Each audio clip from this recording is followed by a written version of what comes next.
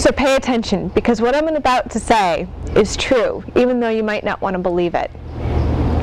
If everyone is responsible for sales, if everyone is responsible for preventing crime, if everyone's responsible for keeping the office refrigerator clean, then guess what?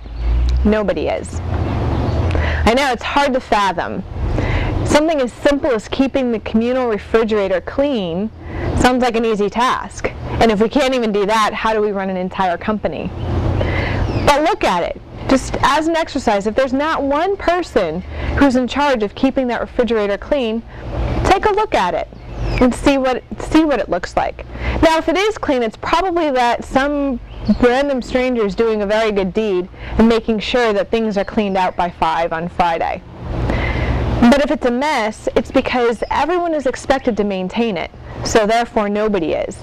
It's just like the psychological experiment they did years ago where one staged rape in an apartment complex.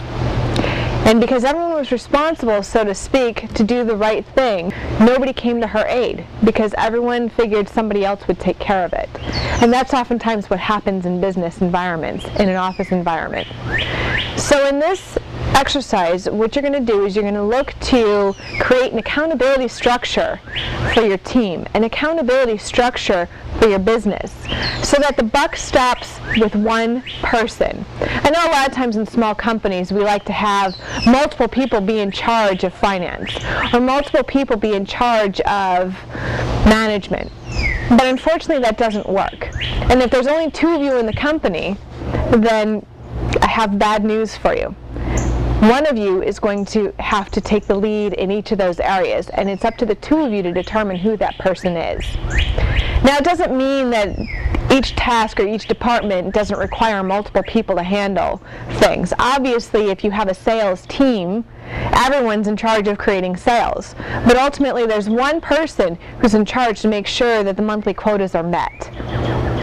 So in your homework, you have an outline of who's responsible in each department, who the team members are under each department, and what the responsibilities of that department are. Another great thing to do is in your weekly team meetings, which if you don't have one, you must.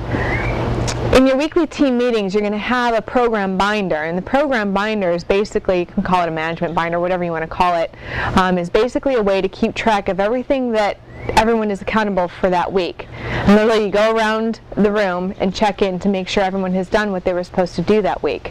It's very simple, it doesn't require a lot of time, but it's extremely effective.